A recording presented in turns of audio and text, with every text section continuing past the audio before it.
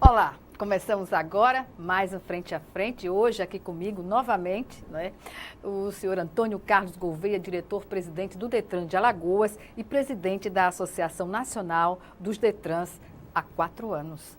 Portanto, vamos falar com o Dr. Antônio Carlos Gouveia sobre as ações do Detran aqui em Alagoas e também da entidade nacional que representa os Detrans de todo o Brasil. Eu agradeço antecipadamente sua presença aqui conosco e comecemos pela realização desse 73º Encontro Nacional dos Detrans, o encontro nacional que aconteceu em Brasília e o senhor participou desse encontro na condição de presidente nacional. E o que de propositivo resultou deste encontro nacional, desse simpósio? Cumprimentar você, Gorete, cumprimentar a todos que fazem a TV Assembleia, dizer da alegria de estar mais uma vez aqui renovando na informação aquilo que a gente busca, que é trazer de forma clara, transparente, os propósitos do interesse público.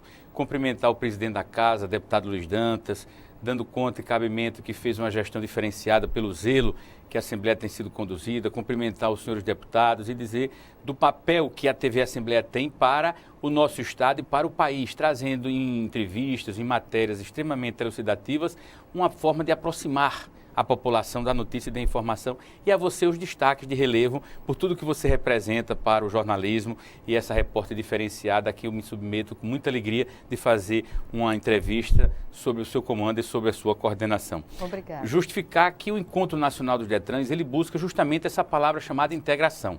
Presidir um órgão ou uma associação ou instituição que congrega os 27 Detrans do país tem na busca de facilitar e simplificar os modos operandes da aplicação da legislação de trânsito para o país. Veja que o país é um continente e a realidade do Nordeste para o trânsito é absolutamente diferente do Sul e Sudeste. Exemplo, a cinquentinha. A cinquentinha no Norte e Nordeste é um problema que se renova a cada situação. No Sul e no Sudeste não tem uma cinquentinha que precisa ser registrada na base nacional daqueles Detrans.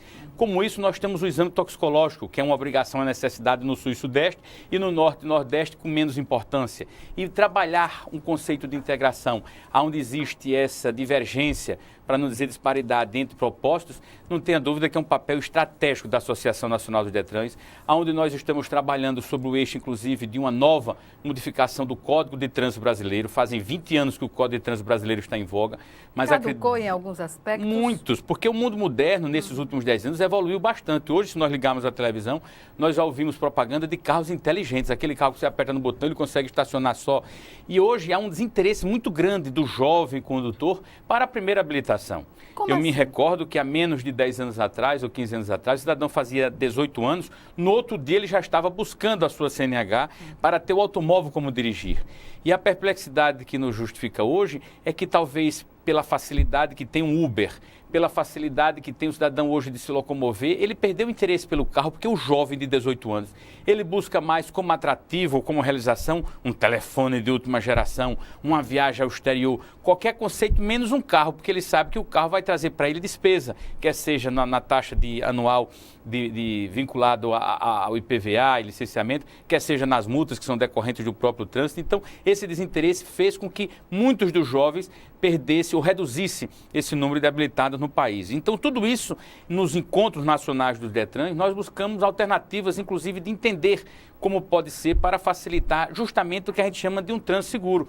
Mudar comportamento, reduzir os índices de acidentabilidade, trazer pessoas para um polo conceitual de positividade. Essa semana, quem pôde assistir o Fantástico, viu um cadeirante dando conta de que ele, num programa de frente para uma outra cadeirante, dando situação de um acidente de trânsito, onde ele ficou paraplégico, a outra moça que se reportava ele estava tetraplégica e ele no caso de um acidente por um vacilo que cochilou no carro. Então, trabalhar conceitos de direção implica numa responsabilidade. E nesse encontro, a Alagoas teve um especial destaque, porque com os servidores do Detran, nós idealizamos um livro chamado Nós Somos o Trânsito. Esse livro foi um marco para essa gestão e para o governo Renan Filho, porque foi elaborado por servidores do próprio órgão. E nós lançamos num seminário aqui em Alagoas de Segurança Pública, mas também fizemos questão de lançar em Brasília. E tivemos uma presença inédita, que foi a participação do ministro da Controladoria Geral da União. O Ministério da Transparência tem, em qualquer política pública, a fiscalização e controle através das CGUs pelo país afora. E cada reunião dessa que nós fazemos 4 no ano, eu sempre gosto de trazer uma autoridade de repercussão nacional, e essa foi a última do ano, e Sua Excelência o ministro Wagner Rosário veio justamente porque nós entregamos a ele um certificado de vinculação de um grande propósito com o trânsito, que foi uma política que ele implantou em Alagoas do transporte escolar. É a primeira vez nesse país, de uma ação inédita, que o transporte escolar ficou subscrito com a Polícia Federal e com a Controladoria Geral da União, onde gerou uma instrução normativa do Detran de Alagoas. Essa instrução normativa entrou em voga desde fevereiro deste ano.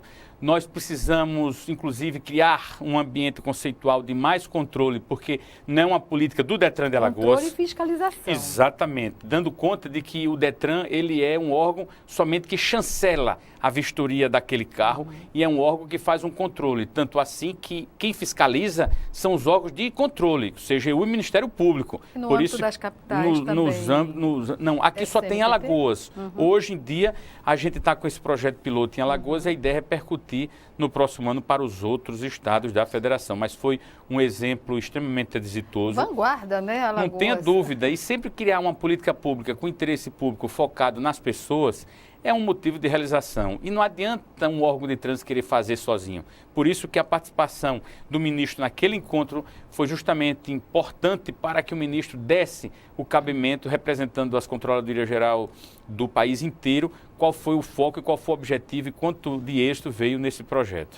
O senhor, na próxima gestão, não deve mais ficar na Associação Nacional, como o senhor me disse aqui antes da entrevista, né? Já está há 4 anos lá. Isso. Qual o balanço que o senhor faz da passagem de Alagoas nesta entidade? Olha, eu fiz um esforço hercúleo. Eu fiz um esforço pessoal gigantesco para colocar sempre o nosso estado de uma forma positiva para o país. A Associação Nacional de Detrans teve um grande seminário, inclusive capitaneado e coordenado pelo Alexandre Garcia. Tive a coragem de fazer aquele seminário sobre o tema legislação e trânsito, envolvendo o Ministério Público Federal, o Judiciário desse país inteiro, debatendo e discutindo na interpretação do Judiciário para questões e pontos que não são pontos de vista, mas são pontos nucleares para o trânsito e que às vezes cria alguns embaraços nas bases, ou seja, nos Detrans. Então aquele seminário foi extremamente exitoso. Fomos ao Congresso Nacional debater o Código de Trânsito Brasileiro, num esforço pessoal gigantesco. Fizemos mais de 50 propostas de atualização do Código de Trânsito Brasileiro para essa modernidade que hoje implica numa necessidade de mudança de comportamento. Criar um vínculo com o STJ para também, através do CNJ, quando exista um leilão, um carro que fica bloqueado no leilão, ele tem um embaraço numa multa ou numa situação, num estado tal. Aquele desembaraço é um verdadeiro calvário, para não dizer uma via cruz, no sentido de que o arrematante precisa procurar o Detran da sua base, aquilo precisa se criar um ambiente de desburocratização. Então nós propusemos a criação de um instituto chamado Renalei, que já existe, só precisamos materializar. O que é Renalei? O próprio magistrado do computador do birô dele consegue criar essa vinculação somente para os carros que vão em leilão. Então tudo isso são ações... que ficam nos pátios do Detran, que foram apreendidos, que hoje ainda representam um problema nacional. Como tentar resolver essa situação? Com os leilões. Também. A partir de 90 dias, demora, aquele carro, né? já pode ir a leilão.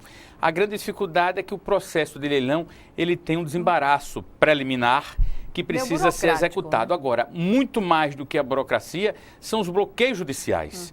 Aquele carro que fica custodiado nos Detrans, que ele é proibido de circulação, não é só porque ele está preso no Detran que ele pode ser ido ao leilão, porque existe um bloqueio judicial, é um carro que foi objeto de uma apreensão de narcotráfico, é um carro que foi objeto de uma situação de financiamento de uma busca e apreensão, é um carro que foi utilizado para fins criminosos e aquele carro foi apreendido. Então, enquanto a justiça não liberar aquele carro, nenhum Detran desse país pode criar essa vinculação de leiloar. Então, através desse Renalei, é uma situação que simplifica. Então, arrematando a Associação Nacional de Detrans, ela teve um papel estratégico, nós conseguimos inserir ela em todos os ambientes, quer seja no Congresso Nacional, no Judiciário, dentro das próprias ambientes de criar uma política de prevenção. No passado, a gente ouvia muito falar de diretores de Detrans ou dos Detrans do país inteiro num ambiente de muita corrupção. Isso tudo tem que ser banido, porque todo homem de bem que assiste uma televisão, ele se sente enojado, quando não com raiva, quando quando não revoltado, quando vê essa coisa da corrupção que ela é nociva, ela repercute de uma forma, inclusive, drástica. Então, um dos nossos grandes papéis de articulação foi criar uma bandeira representando justamente essa política de se fazer de uma forma positiva, com responsabilidade, olhando no olho a olho, mas para criar na positividade uma ação exitosa. A interiorização do DETRAN, como pode se verificar na prática, não é? Na ação que desenvolve o órgão, quando nós temos a SMTT na capital, assumindo praticamente todas as questões de trânsito que diz respeito à movimentação na cidade. Em Alagoas nós temos 102 municípios, dos quais 19 existem SMTT. Onde tem SMTT, o DETRAN não pode intervir. Então o que é que nós fizemos? Nós desenvolvemos um grande projeto, vai ser o maior legado que vamos deixar no governo Renan Filho, que é a sinalização de todos os 102 municípios. Um projeto exitoso, um projeto que teve numa planta a justificativa de colocar a sinalização no seu direito de ir e vir, garantindo às pessoas, mas principalmente trabalhando uma situação de conscientização. E onde tem a SMTT agindo de forma proativa, o DETRAN tenta ou se esforça para criar um ambiente de parceria e cumplicidade. A política ela diverge de situações, mas o governo Renan Filho nunca viu, nem nunca criou um ambiente em opositores como sendo opositores que não possam ter no interesse público a superação dos obstáculos que há de vir. Então hoje em Maceió a gente tem grandes parcerias, há um esforço hercúleo da SMTT de Maceió para criar alguma situação. Nós temos convidado sempre eles para vir, inclusive, participar e integrar a lei seca para dar conta e cabimento dessa situação, mas o respeito e a jurisdição tem que ser colocada sob qualquer pretexto. Então, se a jurisdição em Maceió é da SMTT, o diretor do DETRAN, nem nenhum técnico do DETRAN opina. Nós estamos tentando criar para o próximo ano a perícia, uma vez que a perícia já foi do DETRAN um dia, hoje a perícia passou a ser da Prefeitura por uma lei federal, e nós estamos tentando resgatar em parceria com a 14ª Vara para que a perícia volte a ser do DETRAN também, para que a gente crie esse contexto de monitoramento, não prejudicando a perícia de Maceió, mas para trabalhar nesse contexto de uma política conjunta. Pois é, por falar em política conjunta, não é? O DETRAN e o Ministério Público Estadual estabeleceram um convênio para fiscalizar os transportes escolares. O que é que se observa ainda de irregularidades nesse setor? Olha, hoje o estado de Alagoas ele há de ter mais de 4.500 escolares. Desses 4.500 escolares, a perplexidade tem sido a palavra de ordem. Foi preciso a submissão deste convênio com o Ministério Público para nortear e permitir um processo de fiscalização. Onde é que incorre o processo do DETRAN? No controle dos escolares. Se o equipamento vai ser feito uma vistoria, tem que ter naquela vistoria um laudo técnico do DETRAN, dizendo que aquele carro está apto a circular, e tem que ter agora no documento o nome transporte escolar. É uma loucura tão grande que nenhum DETRAN desse país sabe quem são os escolares. Nenhum DETRAN do país. Por quê? Porque é feita a vistoria do ônibus, mas não diz qual é a finalidade dele. Então, no primeiro momento, nós estamos fazendo esse levantamento de todos os escolares. Estamos fazendo um grande cadastro no estado de Alagoas para daqui a uns meses, que já era para estar implantado, mas a dificuldade de alguns prefeitos é que tem feito com que a gente retarde esse processo por um apelo pessoal deles. Mas a gente quer acreditar que no ano vindouro isso é um caminho sem volta já. Então o que é que eu quero justificar? Que nos escolares, a partir da nossa fiscalização, tem o nome transporte escolar, vai ter a quilometragem do carro no documento, na lateral, e aquele carro tem que instrumentalizar-se dentro da instrução normativa que o próprio DETRAN editou, trazendo aqueles ambientes de segurança. Veja que um determinado município ficou com os escolares quase 10 dias totalmente suspensos, porque ele não tinha condições de uso nenhum. E aí, respondendo a você, rodagem em situação de o tempo de vida útil ultrapassadíssima, equipamento com os bancos rasgados, equipamento sem cinto de segurança, equipamento sem sinalização, equipamento sem a luz, ou seja, onde não tem uma luz que funciona. Isso no aspecto do veículo. No aspecto do motorista, perplexidade maior ainda. Motoristas que têm a categoria B dirigindo um equipamento que tinha que ser C, D ou E. Motoristas que não têm habilitação porque só tinham 16 anos. Motoristas que não tinham curso de formação, de qualificação para dirigir transporte escolar. Então você veja que é um ambiente de muita dificuldade e o DETRAN de Alagoas, como governo, como a CGU, como a Polícia Federal, nunca querendo criar um ambiente de dificuldade. Foi por isso que o Ministério Público entrou através do Dr. Alfredo para criar esse ambiente. A fiscalização de um sistema tão capilarizado? Dando prazo, ou seja, faz a fiscalização, o DETRAN fez uma constatação de que daqueles 60 carros, no caso desse município que a semana atrasada ficou com seus equipamentos suspensos, todos estavam inadequados. O prefeito está se vendo doido para poder criar um ambiente de edificar aquela necessidade naqueles carros ou fazer um novo procedimento de licitação que valha, e a partir dali ele terá 2 ou 3 meses para criar um ambiente. Então eu tenho certeza. Enquanto isso, os e alunos quero ficam justificar. sem transporte, obriga-se o prefeito a criar uma condição para colocar um... Muito melhor do que ficar sem o transporte é ter a segurança viária da garantia de ir e vir. O risco de colocar uma criança dessa, receber uma ligação pai que o menino foi tombado porque o carro virou, é grande. Mas o município deveria ter a obrigação de colocar um outro enquanto a Mas situação... é o caso que se fez. Né? Ficou uma semana sem transporte, imediatamente o município em uma semana criou uma perspectiva e aquele transporte, não com aqueles que ficaram condenados, mas com outros transportes fizeram. Então, isso tudo são procedimentos que está se criando e a parceria do Ministério Público vem fazer do Ministério Público com o fiscal da lei a instrumentalização de tudo isso. Por isso que o SESC, SENAC e vários outros parceiros que se vinculam a isso estão fazendo a capacitação desses motoristas para adequar e eles terem nas suas habilitações agora o nome, atividade remunerada. Então isso é um instrumento de fiscalização e controle que está sendo muito positivo e muito pertinente. Doutor Antônio Carlos Gouveia, nós vamos chamar agora o nosso primeiro intervalo. Frente a Frente volta em 1 minuto. Até já.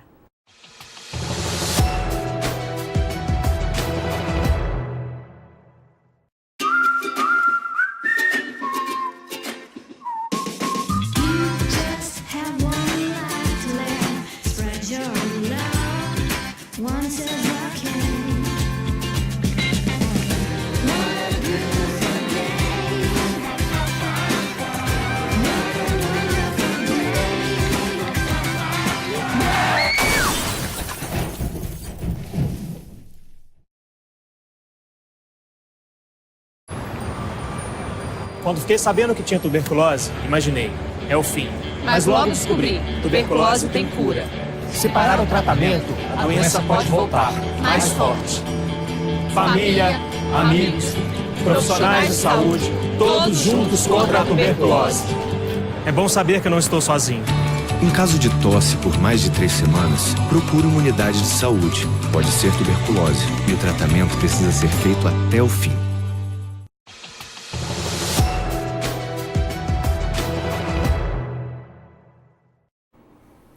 De volta com o Frente a Frente, que hoje recebe o diretor-presidente do Detran de Alagoas, Antônio Carlos Gouveia, que também é presidente da Associação Nacional dos Detrans. Nosso assunto agora, a implantação de placas no Mercosul. Presidente, qual é a maior vantagem de se adotar essas placas que têm validade no Mercosul? O CONTRAN, que é o Conselho Máximo de Trânsito desse país, que se vincula ao DENATRAN, entendeu de que quando os países da área localizada no Mercosul, Argentina, Paraguai e Uruguai, já implantaram uma padronização na placa, seria no mínimo descabido ou descompasso o Brasil não tê-la, uma vez que os carros que atravessam a fronteira são roubados e ninguém sabe nem a referência daquele carro. Então, o primeiro ponto é a padronização no aspecto de uma necessidade de um sistema que o cidadão esteja no Uruguai, acessa o computador, vai saber aquela placa. Segundo, o rastreamento. Hoje é uma falta de controle muito grande, porque qualquer um pode chegar numa loja de placa, confeccionar uma placa, o Detran não sabe nem qual foi a razão daquela placa, nem muito menos quem fez aquela placa. A partir da implantação desse sistema, o cidadão, quando for fazer um par de placa, a placa vai ter uma rastreabilidade, ou seja, já vai se saber quem fez, qual foi o carro que colocou, e se ele fizer uma modificação daquela placa no curso da vida útil daquele carro, ele vai ter que assinar uma declaração dizendo o porquê daquela placa. Então, a segurança viária também. E o terceiro é um controle por parte dos Detrans. Então, é um processo que necessariamente já foi implantado no Rio de Janeiro. Mais de 50 mil veículos já estão com essa placa Mercosul no Rio de Janeiro. Nesse Encontro Nacional dos Detrans, nós justificamos que o dia 1º de dezembro é um prazo fatal que o DENATRAN nos deu a nível de Detran para implantar essa placa Mercosul, mas por uma série de sistemas que quando você vai implantar um sistema desse, não é só o Detran, envolve a Secretaria de Fazenda, por quê? Porque o IPVA que circula nos veículos é vinculado à Secretaria da Fazenda, envolve o Detran, mas envolve também o DINIT, o DR, as SMSTTs, porque todos fazem a leitura da placa. Então, não é uma coisa que a gente possa dizer que está pronto e apto. O que no estado de Alagoas eu posso lhe garantir que o sistema já está absolutamente real e seguro, mas nós queremos acreditar que até no começo do próximo ano, no mais tardar depois do Carnaval, isso seja uma realidade no país inteiro. O senhor falou em 1º de dezembro, né, para essa implantação, e a outra data também, 1º de dezembro, para a regularização da situação das cinquentinhas junto ao Detran. O que é que se pretende, qual é o foco dessa regularização? A regularização da cinquentinha, ela foi também uma motivação a nível nacional. Eu disse no começo da entrevista que no Sul e no Sudeste não tem uma cinquentinha na base nacional. Aqui no Norte e Nordeste já é uma loucura. Agora, onde é que reside o grande problema do condutor de cinquentinha em Alagoas? Duas situações que não vai adiantar ele registrar aquela cinquentinha na base de dados, nem na base nacional, porque o condutor de cinquentinha em Alagoas, ou ele é menor, ou ele é analfabeto.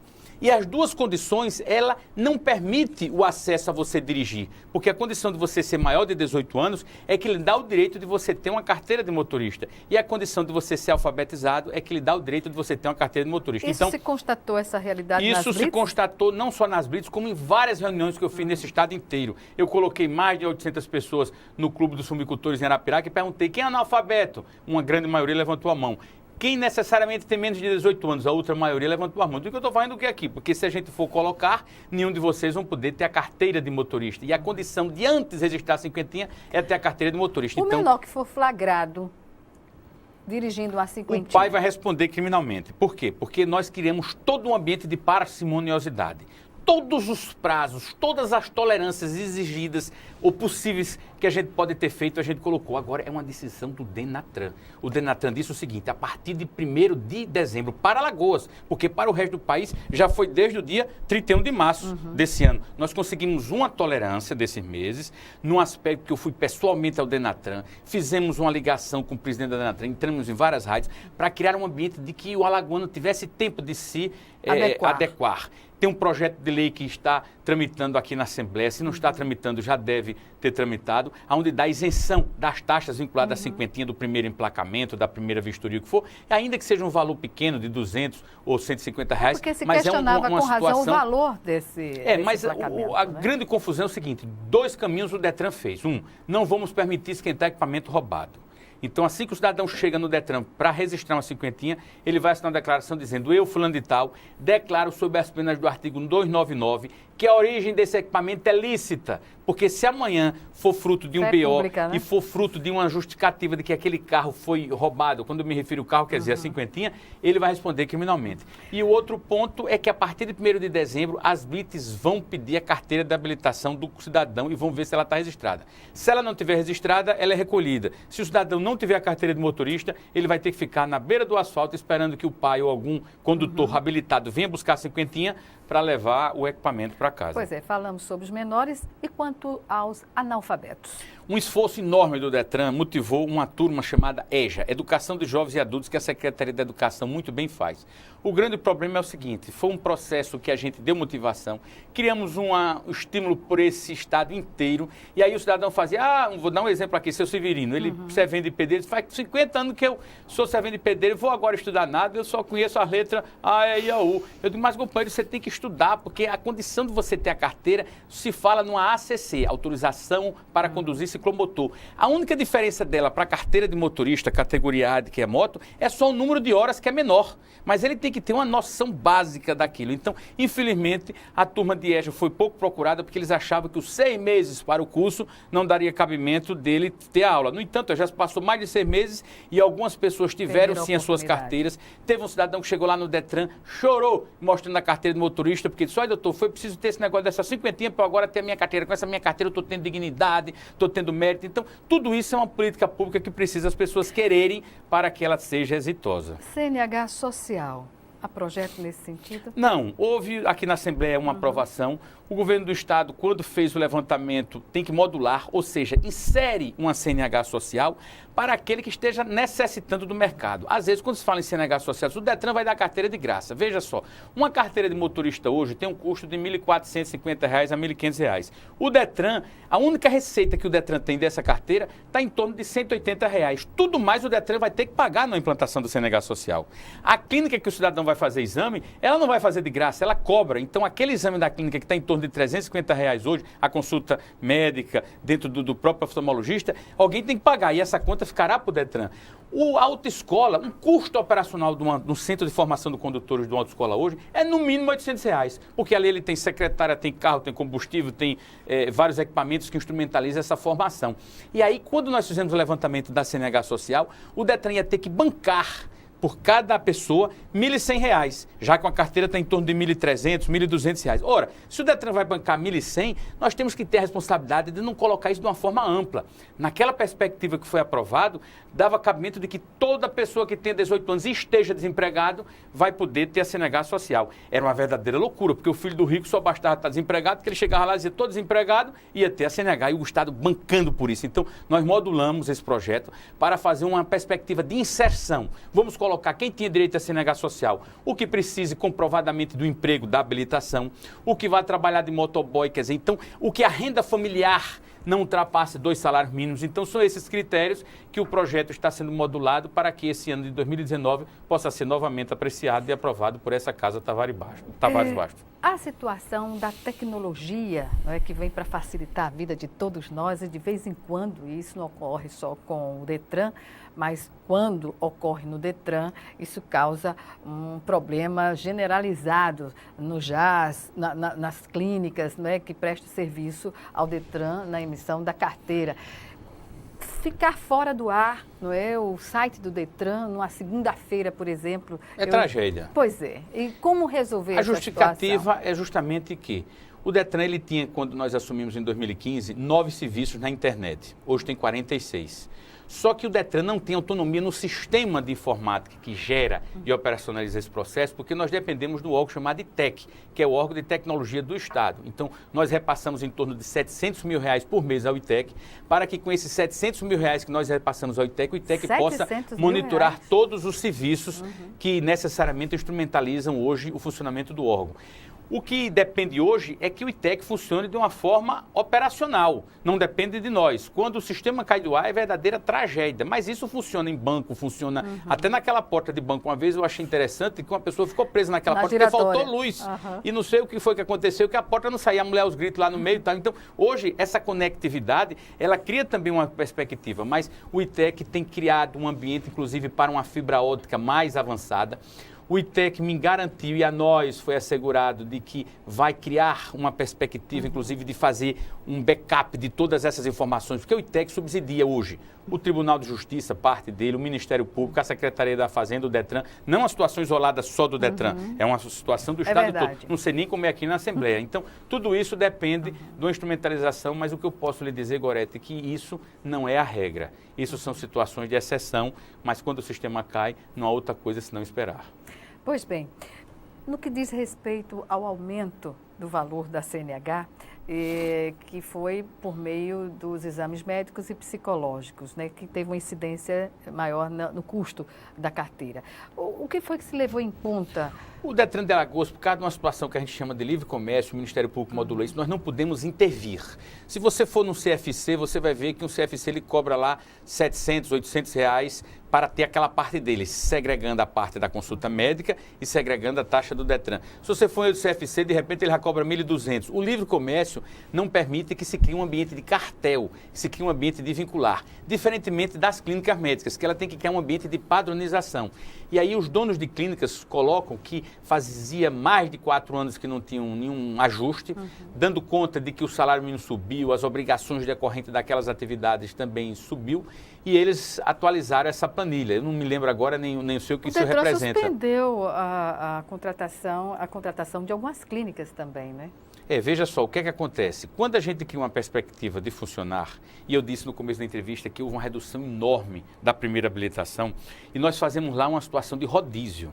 O que é o rodízio? Dá um ambiente de igualdade a todo mundo. E esse aumento é específico para a primeira habilitação? Para todos os exames de renovação e tal. Então, vou dar um exemplo aqui. Aquela clínica do Benedito Bentes, ela se favorecia junto da Pitanguinha ou do Trapiche, porque a população do Benedito Bentes é gigantesca. Então, o que é que acontece? O rodízio faz com que, independente de onde o cidadão esteja, ele vai ter que sair dessa clínica, vai ter que ir a outra. Por isso que, às vezes, o cidadão mora na parte alta da cidade e vai para uma clínica na parte baixa. Porque você cria um ambiente e tal. Para as clínicas. Como houve uma redução muito grande, alguns donos de clínicas foram ao Detran para dizer, presidente, nós atendemos 2 pessoas no dia e a gente está gastando uma fortuna para manter a estrutura da clínica aberta. Por quê? Porque necessariamente a demanda está pequena. Então suspendeu por uma situação inclusive de responsabilidade para que isso possa ser superado tão logo o mercado volte a ser normatizado.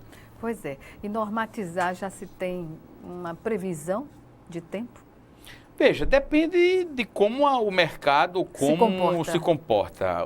A gente sempre que oficializa esse tipo de procedimento, nós fazemos motivados por uma cumplicidade com o próprio Ministério Público, que é o fiscal desse meio, inclusive a promotoria do consumidor, que é muito atuante, e a gente quer acreditar que isso seja superado quanto antes, como tem também um projeto do CF6. Você se recorda que nós tivemos que criar uma portaria onde muitos processos de desvio de conduta do CF6, não foi à toa que saiu até um despacho nosso, dando conta de que quase 400 pessoas ficaram no prejuízo, porque o cidadão cobrou tão barato e as pessoas, quando foram fazer o exame, o CFC não conseguia bancar mais aquele exame. Então, não é uma atividade que o Detran participe, ele regulamenta. Por isso que eu criei uma portaria trazendo que, se a presidência do órgão ou o órgão visse condição de relevância, ou seja, já visse evidenciado a fraude, do desvio de conduta, o que for, a gente poderia suspender aquele estabelecimento justamente para facilitar, porque com o princípio do contraditório,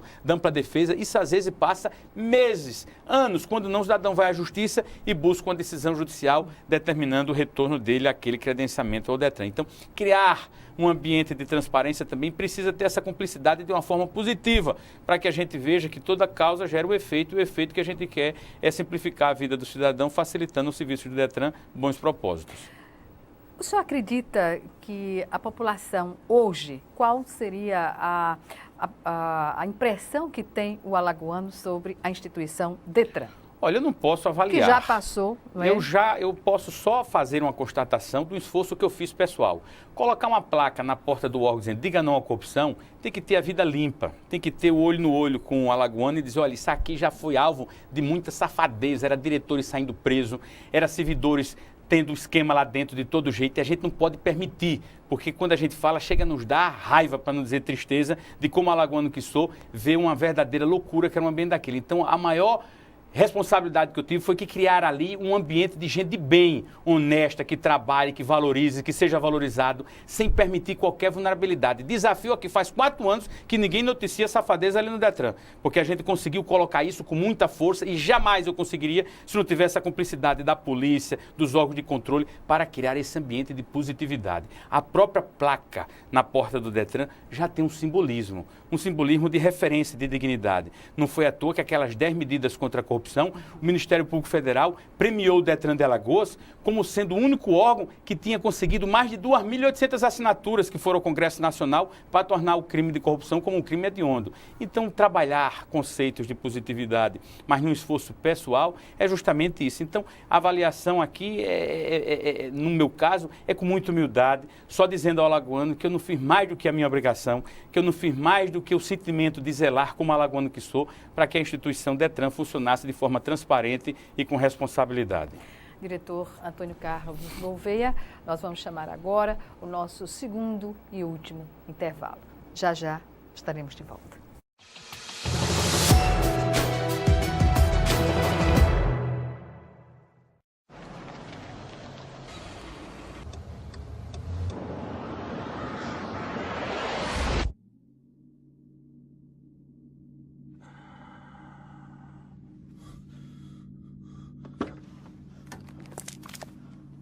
Mate, oh, I'm so sorry. I thought there was time. He's just pulled out. I don't have time to stop. Oh, come on, mate. It was a simple mistake. I don't know if I was going a bit slower. Please. I've got my boy in the back.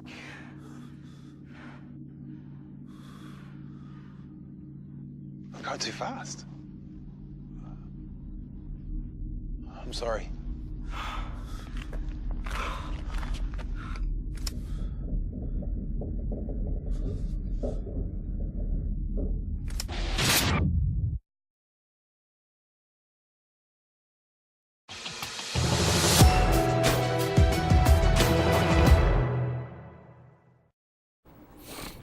Estamos de volta com Frente a Frente para o último bloco do programa, que hoje recebe o diretor-presidente do Detran e presidente da Associação Nacional dos Detrans, Antônio Carlos Gouveia.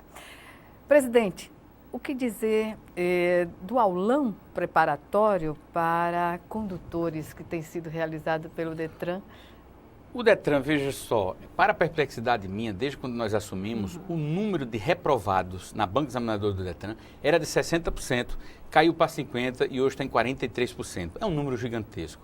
Isso, obviamente, precisava haver um ambiente entre o Detran e esse alunado para resgatar os conceitos de direção. Por isso que o aulão, através do Detran, tem sido um projeto extremamente exitoso desde o seu nascedouro, quando resgata ali conceitos. E a perplexidade também que me dá é que eu participo de algumas dessas situações e as pessoas que vai fazer o aulão, ela justifica que perdeu uma vez, 2, 3, 4, 5 vezes. E quando ela perde o tempo dela, ela gasta dinheiro para fazer uma nova marcação.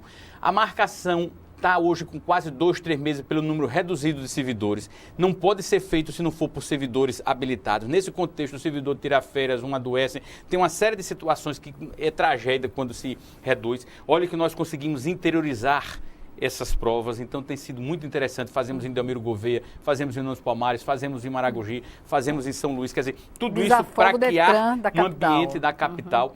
Mas o cidadão vai fazer a prova, quando a pessoa vai fazer a prova, ela está pensando num problema, ela está pensando em alguma situação. Prova, né? E aí o que é que acontece? Nós colocamos dentro da nossa pista 5 bicicletas estáticas com manequim. E é uma tolice, mas acontece que hoje o ciclista é uma realidade no trânsito. E não quando ele faz a prova, né? Ele tem que entender que ele tem que dar, pela lei do trânsito, um recuo de 1,5 metro.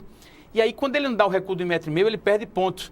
A baliza é outra coisa absurda. Ter controle do carro, você tem lá uma pequena pistazinha que tem o que a gente chama de aclive e declive, e ele tem que ter o controle do carro sem o carro estancar. Então para naquela rampazinha, acelera e sai o carro sem o carro estancar. Se o carro estancar, ele perde ponto. Então tudo isso faz com que o cidadão nervoso ou apressado fique com a pontuação inadequada a isso. Então o aulão resgata esses conceitos. Dentro dessa perspectiva do aulão, nós fazemos também uma análise sobre a parte teórica, porque o carro hoje, Gorete, tem uma responsabilidade muito grande. Sobretudo carros automáticos, que as pessoas não têm muitas vezes até a habilidade e batem mesmo. E eu lhe digo mais, o motociclista, o ciclista, o pedestre, o carro, todos estão no trânsito. Convivendo. E aí você tem que saber criar ambiente de livramento. O cidadão vem, às vezes, ali, a moto passa numa manobra brusca e tal. É esse milímetro de segundo que gera uma situação. Então, o aulão, ele resgata, a gente coloca de uma forma muito... A civilidade, não é? A convivência pacífica no trânsito. E principalmente ele ter noções de segurança viária para ele poder permitir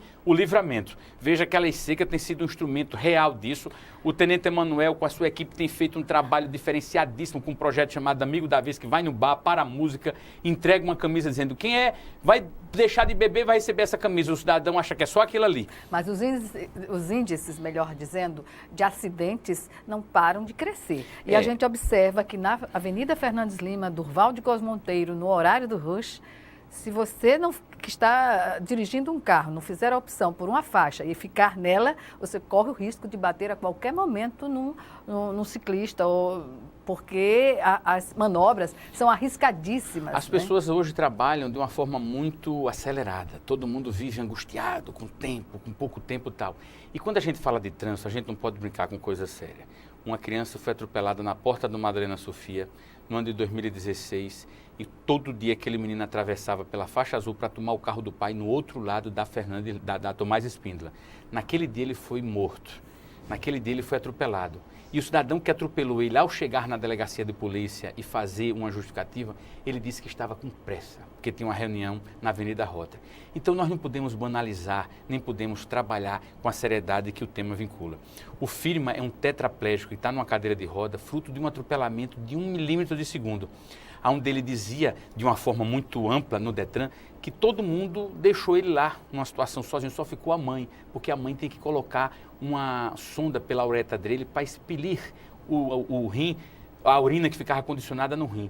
Então, não é possível esperar chegar a um ambiente desse de tragédia para a gente mudar o comportamento. Por isso que o Detran tem um projeto inédito também, em parceria com o Tribunal de Justiça e o Ministério Público, para que aquelas pessoas que sejam submetidas a crime de trânsito, em vez de dar uma cesta básica, já que a lei é muito parcimoniosa, venham prestar serviços dentro do Detran, de 50, de 200, de 300 horas, seja quanto for, dependendo da sua área. Os pardais são instrumentos polêmicos em qualquer cidade do país. Em Alagoas não foge essa regra. Mas a gente observa no trânsito que as pessoas não estão respeitando as placas que determinam aquela velocidade máxima. O que fazer para...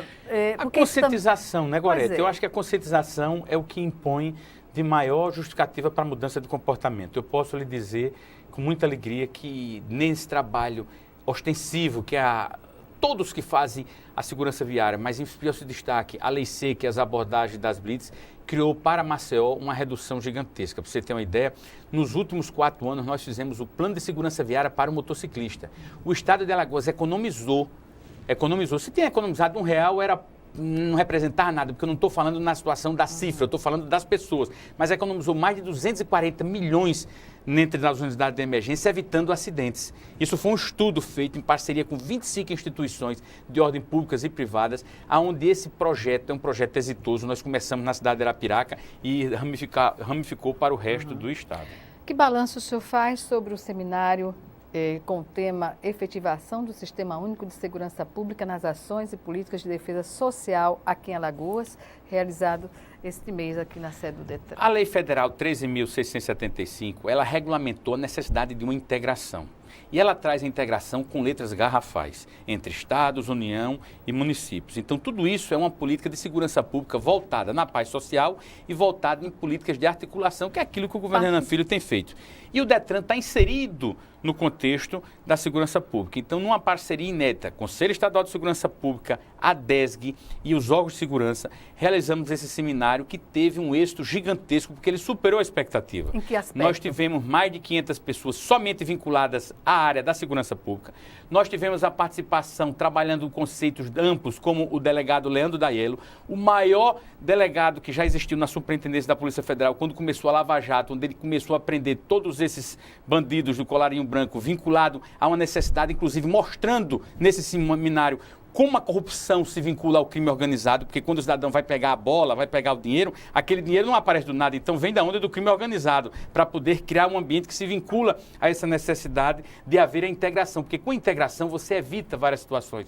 Nós tivemos... Não há corrupção no serviço público sem a participação do agente público, não é? Mas a questão da lei era diferente. O aspecto era uma interpretação da lei, uma lei que cria um ambiente de integração, mas envolvendo, por exemplo, o sistema prisional. Por isso que a gente teve lá, no módulo do sistema prisional, um juiz federal, a secretária da Paz e o secretário de Ressocialização. Por isso que tinha os bombeiros falando na questão do resgate, falando nas atividades. Então, foi um seminário extremamente exitoso por todos os aspectos, mas principalmente que Alagoas fez o dever de casa, criando uma perspectiva para essa integração e os resultados disso. E quais são as perspectivas, não é, das ações para 2019? Veja, eu me sinto com um sentimento de missão cumprida. Todo cargo público ele é vinculado a uma escolha pessoal do governador. Acho que cumpri durante esses 4 anos num esforço meu enorme o que eu pude fazer para trazer para o DETRAN motivação, realização e principalmente simplificar a vida das pessoas.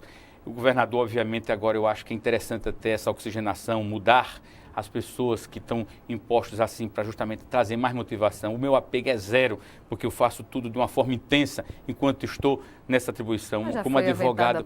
Não, eu estou colocando aqui dentro de um contexto de que não adianta a gente criar uma perspectiva sempre quando eu, particularmente, inclusive, sou entusiasta de haver essa motivação, assim, mudando o contexto e dando uma perspectiva nova. Porque a própria reeleição, o governador já vai conseguir trazer ainda muito mais propósitos e projetos para o alagoano, como ele fez no primeiro mandato. Então, essas são as perspectivas e o sentimento que eu tenho aqui é de missão cumprida no aspecto de que exerci uma atividade num órgão extremamente complicado, dando o melhor de mim, fazendo o que pude para trazer na motivação a possibilidade da realização de um serviço focado no interesse público e nas pessoas. Pois bem, infelizmente estamos encerrando essa entrevista. Algumas considerações?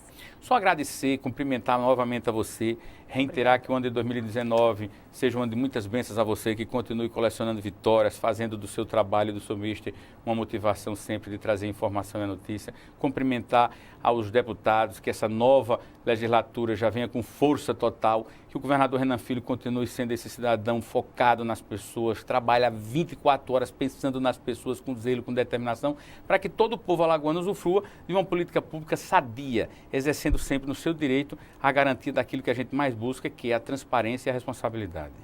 Obrigada mais uma vez pela sua participação e até uma próxima oportunidade. Agradeço, felicidade sempre. Muito obrigado pela oportunidade. Sempre. Obrigada a você também por ter nos assistido e até o nosso próximo encontro aqui, Frente a Frente.